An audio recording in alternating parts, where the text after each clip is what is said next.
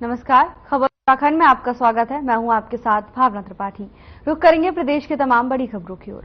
उत्तराखंड के बेरोजगार युवाओं को सरकारी नौकरियों में जाने का बड़ा मौका मिलने जा रहा है।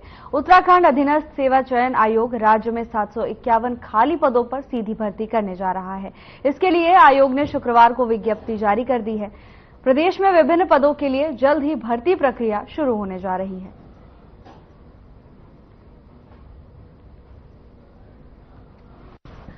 देहरादून में युवाओं के लिए सुनहरा मौका मिलने वाला है।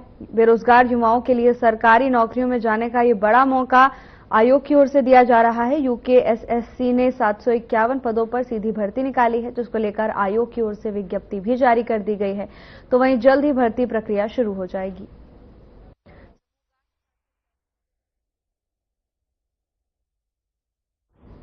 देहरादून निकाय चुनाव के दावेदारों के लिए अच्छी खबर है। चुनाव को लेकर राज्य सरकार ने अपना रुख स्पष्ट कर दिया है। शहरी विकास मंत्री प्रेमचंद अग्रवाल ने कहा कि निकाय चुनाव 2018 की तर्ज पर 2011 की जनगणना के अनुसार कराए जाएंगे। इस पर प्रवर समिति ने भी अपनी सहमति दे दी है। शहरी विकास मंत्री प्रेमचंद अग्रवाल ने कहा कि उत्तराखंड नगर निगम संशोधन विधेयक 2016 को लेकर गठित प्रवर समिति की तीसरी बैठक हुई, जिसमें व्यापक चर्चा हुई। शहरी विकास मंत्री प्रेमचंद अग्रवाल ने आगे कहा कि 9 नवंबर को उत्तराखंड सरकार हाई कोर्ट में निकाय चुनाव से संबंधित कार्यक्रम दे देगा।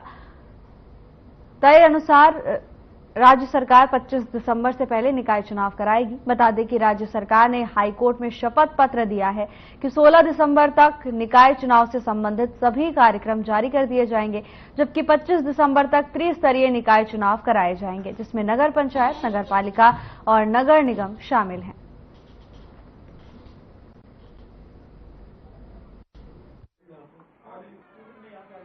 पहली बात तो यह है कि जो हमारा कमिटमेंट था कि हम चुनाव निकाय के कराएंगे, उसको लेके समिति ने भी आज अपना मंतव्य स्पष्ट किया कि 2011 की जनसंख्या के आधार पे जिस प्रकार से 2018 का चुनाव हुआ था, उसी आधार पे हम लोग ये चुनाव भी कराएंगे।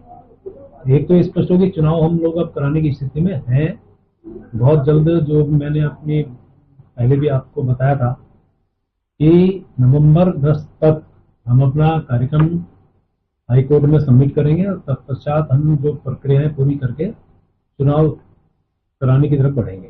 प्रवर समिति में देखिए काफी मामलों में गंभीरता से चर्चा हुई है और विनोद चमोली जी और सभी लोगों का जो एक चिंता था, हम लोगों के जो उत्तराखंड राज्य को लेकर एक चिंता था, क्योंकि भाई आज जो लोग उत्तराखंड के ओबीसी के लोग हैं वो रह जा रहे हैं, उत्तर प्रदेश के लोग भी यहाँ पे ओबीसी का आरक्षण का फायदा नहीं, जो कि नियम के विरुद्ध है। तो और पिछले मीटिंग में जो हमारे जो है पिछड़ी जाति आयोग के जो माननीय अध्यक्ष थे, उन्होंने स्पष्ट बता दिया था कि 2011 की जनगणना में चुनाव हो रहा है और 2018 में जिस तरह चुनाव हुआ उसी तरह से 2024 में होगा।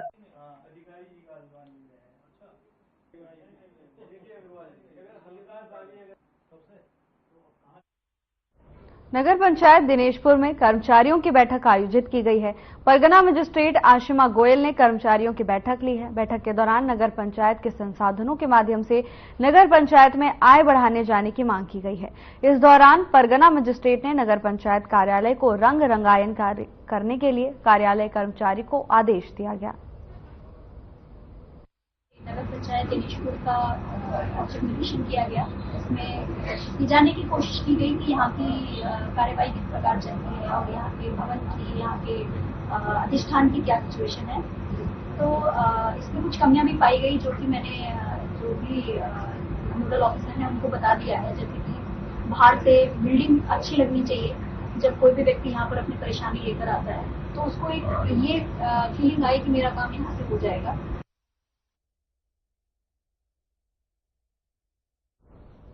हरिद्वार के बहादुराबाद थाना क्षेत्र में नाबालिग युवती के साथ गैंगरेप के बाद हत्या के मामले में आरोपी की गिरफ्तारी न होने को लेकर नगीना से सांसद और भीम आर्मी के मुखिया चंद्रशेखर रावण ने हरिद्वार कलेक्ट्रेट में धरना दिया। अपने समर्थकों के साथ कलेक्ट्रेट परिसर में आरोपी की जल्द गिरफ्तारी की मांग की।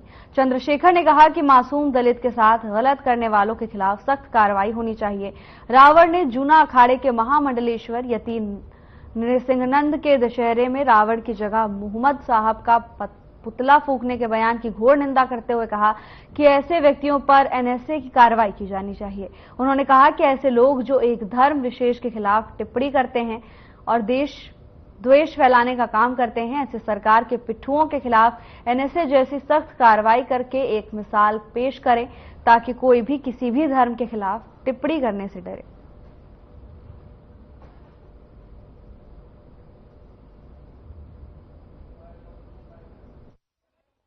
था क्योंकि 3 तारीख तक प्रचार था हरियाणा का। 4 में मेरी दिशा कमेटी की बिजनौर में मीटिंग थी। मैं अपनी संवैधानिक जिम्मेदारी को अदा करता हूं, छुट्टी नहीं रखते हम लोग। 3 प्रचार खत्म करके आए, 4 में कमेटी की मीटिंग की, दिशा कमेटी की, और आज यहाँ बैठे हैं और हर दिन इसी तरह से जुल्म के खिलाफ संघर्ष करते रहेंगे। हमें यहाँ हमारे कार्यकर्ताओं, नेताओं पे, हमारे साथियों पे भरोसा है।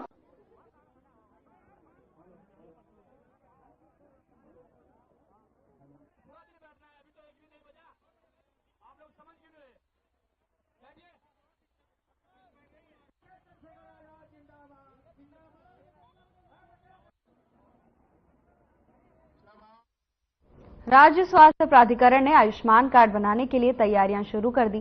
केंद्र सरकार ने 2018 में आयुष्मान भारत योजना शुरू की थी। इसमें गरीब परिवारों को 5 लाख तक कैशलेस इलाज की सुविधा दी गई थी। केंद्रीय योजना में उत्तराखंड के 5.37 लाख परिवार शामिल थे। अब केंद्र सरकार ने आयुष्मान भारत योजना का दायरा बढ़ाकर 70 वर्ष से अधिक उम्र के बुजुर्गों को 5 लाख तक कैशलेस इलाज की सुविधा दी है।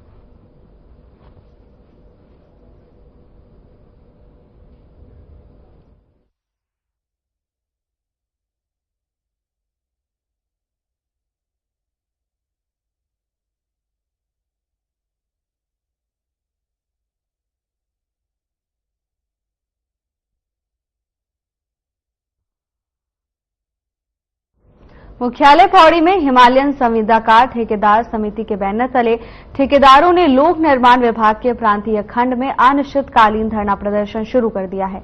अपर सचिव लोक निर्माण विभाग धीरज सिंह गरब्याल ने लोक निर्माण विभाग के मुख्य अभियंता को जनपद में सड़कों पर पड़े गड्ढों की पैच भरी को लेकर निर्देश दिए थे, लेकिन प्रदेश भर में ठेकेदार सरकार द्वारा जारी निविदाओं का बहिष्कार कर रहे हैं। खबर पौड़ी से है, जहां ठेकेदारों ने जोरदार धरना प्रदर्शन किया। इस दौरान उन्होंने प्रदेश सरकार के खिलाफ जमकर नारेबाजी की। ठेकेदारों के इस प्रदर्शन के कारण सड़क सुधारीकरण के काम नहीं हो पा रहे हैं, जिसके चलते आम लोगों को परेशानियों का सामना करना पड़ रहा है। जहां एक तरफ गड्ढों को भरने का निर्देश जारी किया गया है, तो वहीं दूसरी तरफ ठेकेदारों में आक्रोश नजर आया। ठेकेदार जोरदार धरना प्रदर्शन करने बैठ गए, तो वहीं प्रदेश सरकार के खिलाफ जोरदार नारेबाजी करते हुए भी नजर आए।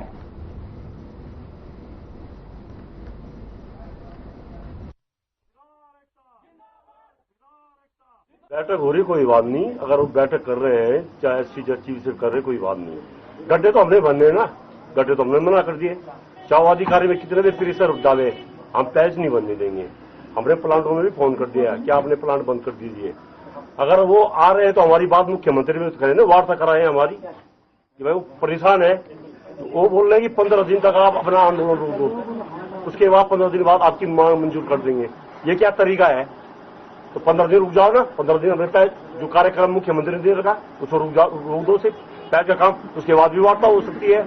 हमारा संगठन जो है देहरादून में 4 बार की वार्ता हो चुकी है और वो विफल हो चुकी है। देखिए, जनता में पूरे प्रदेश के स्तर पे वो बात चल रही है इसमें, तो इसमें शासन स्तर पे एक बार वार्ता हो चुकी है उनकी, और कुछ दिनों बाद फिर दोबारा एक बार और जरूर इसमें बात होगी।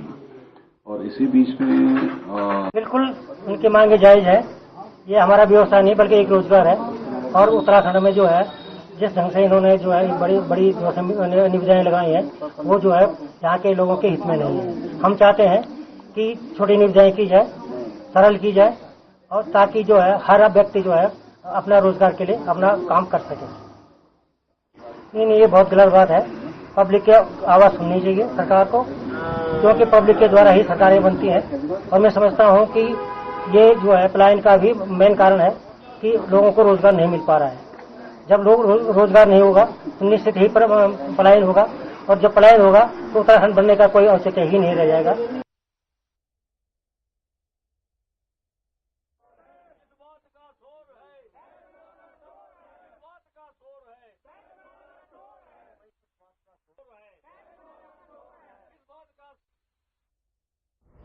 कांग्रेस महानगर अध्यक्ष मुशर्रफ हुसैन और वार्ड नंबर 12 की पूर्व पार्षद रूबी सैफी और पूर्व पार्षद अब्दुल कादिर के संयुक्त नेतृत्व में नगर के समस्त कांग्रेसी कार्यकर्ताओं ने लक्ष्मीपुर पट्टी क्षेत्र के सैकड़ों लोगों की मांग को लेकर सिंचाई विभाग के अधिशासी अभियंता की अनुपस्थिति में मुख्य प्रशासनिक अधिकारी आर.के. भारती को ज्ञापन सौंपकर मांग की है कि विभाग 17 साल पहले बनी पुरानी पूरी तरीके से क्षतिग्रस्त सड़क का निर्माण कार्य नहीं करा रहा है, जिस कारण से वहां की लगभग 50,000 की आबादी पूरी तरह से प्रभावित हो रही है।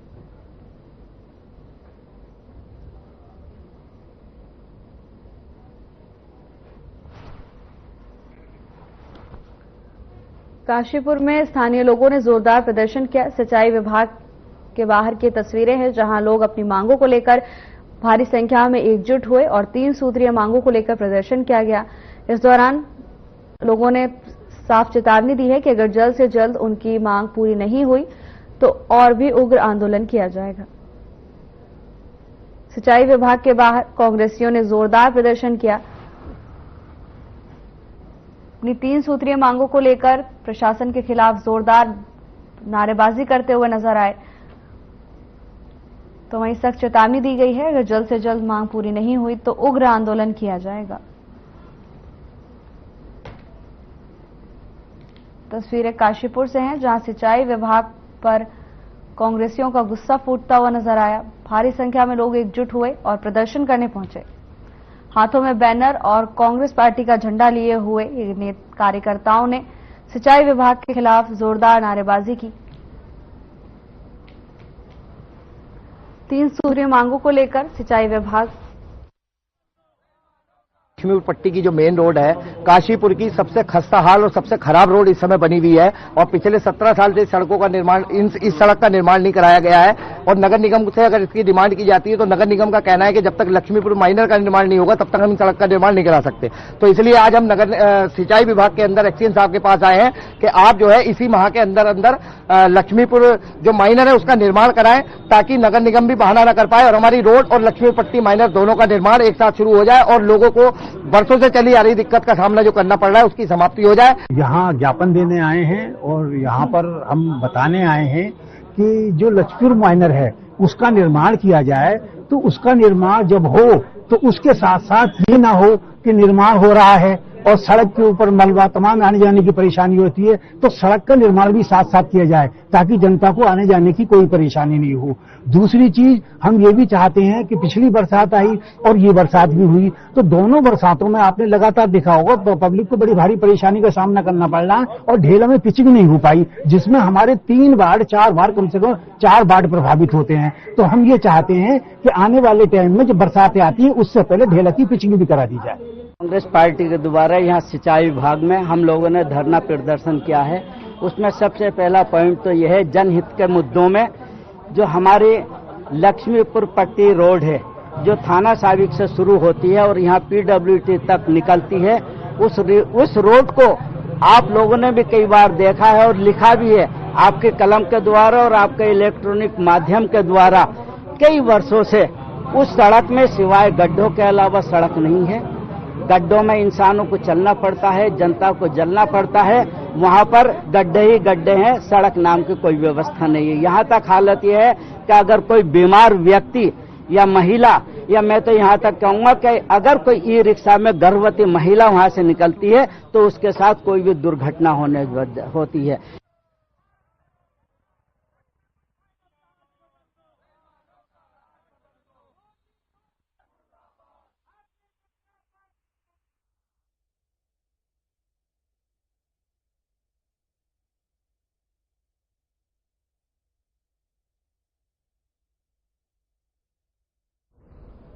जसपुर के ग्राम कलियावाला में एक युवक की दिन दहाड़े गोली मारकर हत्या कर दी गई। बताया जा रहा है कि हत्यारा मोटरसाइकिल पर सवार होकर आए थे और मृतक का नाम मनजीत सिंह पुत्र टहल सिंह निवासी ग्राम कालियावाला बताया जा रहा है। हत्यारों ने धोखे से बुलाया और युवक को बुलाया था।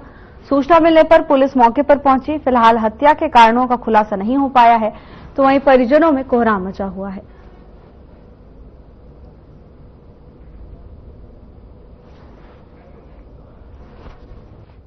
खबर जसपुर से है जहां बदमाशों के हौसले बुलंद नजर आ रहे हैं। मोटरसाइकिल पर सवार होकर आए बदमाशों ने एक युवक को धोखे से बुलाया और दिन दहाड़े गोली मारकर उसकी हत्या कर दी। तो वहीं मामले की सूचना पुलिस को दे दी गई है। पुलिस मामले की जांच में जुटी हुई है। युवक की मौत के बाद से ही परिजनों का रो रो कर बुरा हाल है।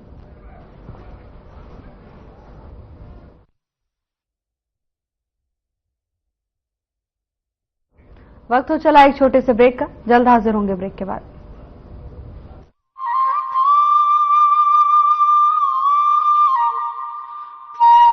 प्रधानमंत्री नरेंद्र मोदी जी के मार्गदर्शन और मुख्यमंत्री पुष्कर सिंह धामी के कुशल नेतृत्व में उत्तराखंड सरकार महिलाओं के सर्वांगीण विकास और सशक्तिकरण के लिए लगातार कार्य कर रही है।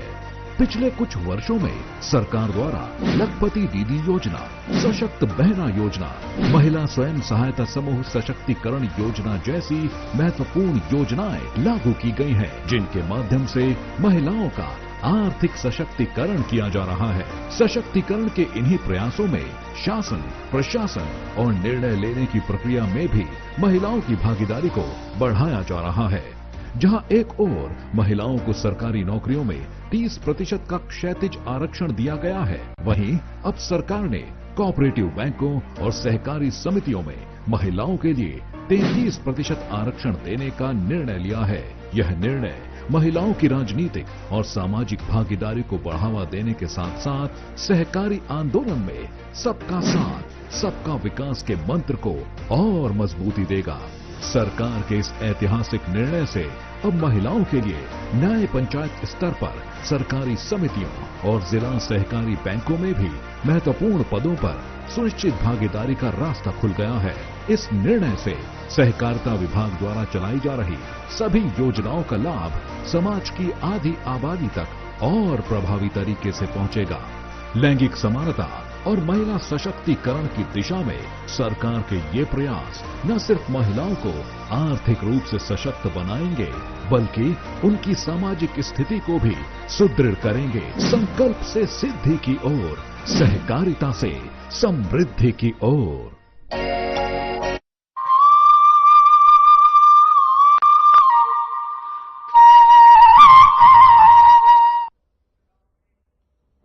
ब्रेक के बाद आपका स्वागत है। खबरों में आगे बढ़ेंगे। Haldwani all India railway federation के राष्ट्रीय महामंत्री शिव गोपाल मिश्रा शुक्रवार को उत्तराखंड के काठगोदाम रेलवे स्टेशन पहुंचे, जहां रेलवे यूनियन से जुड़े कर्मचारियों ने उनका भव्य स्वागत किया।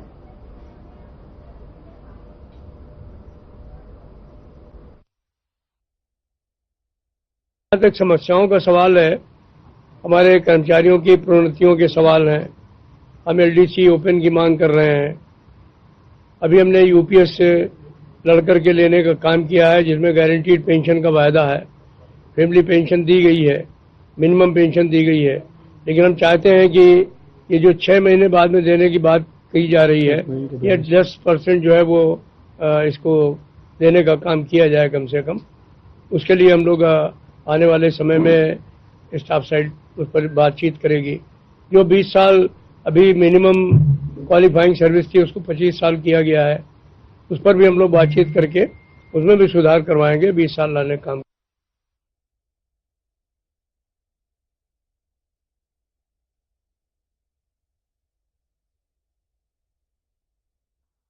रुद्रपुर तराई केंद्रीय वन प्रभाग की टांडा रेंज में तैनात ईमानदार रेंजर ने 2 बार हुई तस्करों से सीधी मुठभेड़ में गोली लगने के बाद भी तस्करों का पीछा नहीं छोड़ा और उन्हें पकड़कर जेल भेजा। दरअसल वन विभाग की टीम ने पिछले कुछ ही महीनों में अवैध खैर तस्करी में लिप्त वन तस्करों के खिलाफ बड़ी कार्रवाई करते हुए 2 दर्जन से अधिक केस दर्ज किए।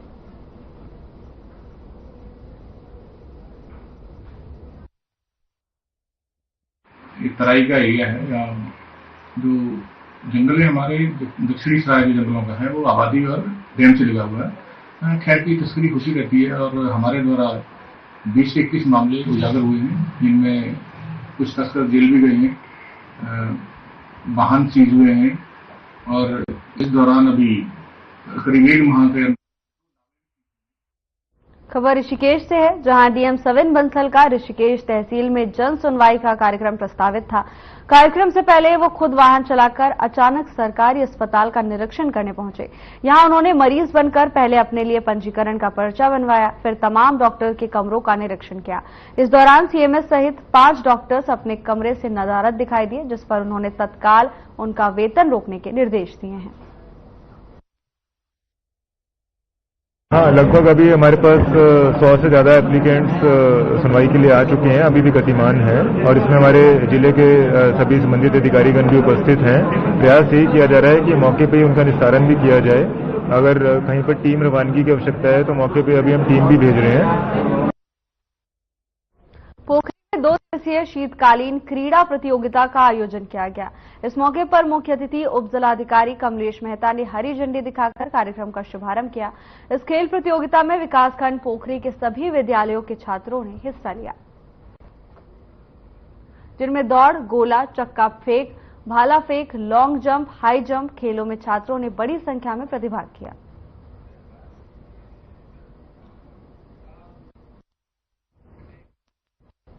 देहरादून में जिला अधिकारी का कार्यभार संभालने के बाद सविन बंसल एक्शन में हैं। जनता से जुड़े सरकारी विभागों, संस्थानों में अचानक पहुंचकर व्यवस्थाओं का निरीक्षण कर रहे हैं। कमी पाए जाने पर तत्काल संबंधित अधिकारियों को जनता से जुड़े कार्यों को प्राथमिकता के साथ करने के कड़े निर्देश दिए। इसी क्रम में जिलाधिकारी सविन बंसल स्वयं वाहन चलाकर ऋषिकेश राजकीय चिकित्सालय पहुंचे और अस्पताल की व्यवस्थाओं का जायजा लिया।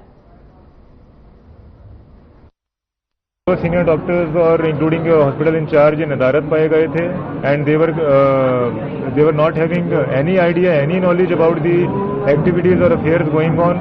उनको कोई आइडिया नहीं है कि ओटीज में क्यों आज ऑपरेशंस नहीं हो रहे हैं, कोई सर्जरीज प्लान नहीं है, क्यों हमारा आईसीयू लॉक पाया गया है, क्यों हमारे वार्ड्स खाली पड़े गए हैं, वार्ड्स में क्यों आज सफाई नहीं हुई है, बाथरूम्स क्यों साफ नहीं हुए हैं। तो these are all grounds that justify. Dehradun में समय पर कचरे का प्रबंधन नहीं करना एक बड़ी चुनौती है, जिसके निस्तारण के लिए हाईकोर्ट भी कई बार निर्देश दे चुका है। इसके बावजूद जगह जगह नदियों में कूड़ा फैला नजर आता है। इस मामले में नगर निगम के उप नगर आयुक्त गोपाल राम बिनवाल द्वारा लगातार प्रदेश में सफाई को लेकर निरीक्षण किया जा रहा है, जिसमें पूर्व में सफाई कंपनियों के खिलाफ कार्रवाई भी की गई थी। साथ ही निगम कर्मचारियों की शिकायत मिलने पर सफाई कर्मचारियों पर भी कार्रवाई के आदेश जारी किए हैं।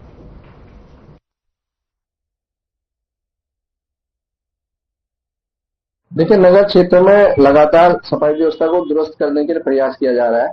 फिर भी कतिपय लोगों के द्वारा कर्मचारियों की बात न मान करके जबरदस्ती लड़ाई झगड़ा करके जो पहले से जीबीबी पॉइंट है उस पर कूड़ा फेंका जा रहा है, उस पर भी सख्ती की जा रही है, व्यक्ति विशेषता पे चालान किया जा रहा है। फिलहाल के लिए बस इतना ही। जल्द हाजिर होंगे नई अपडेट्स के साथ। नमस्कार।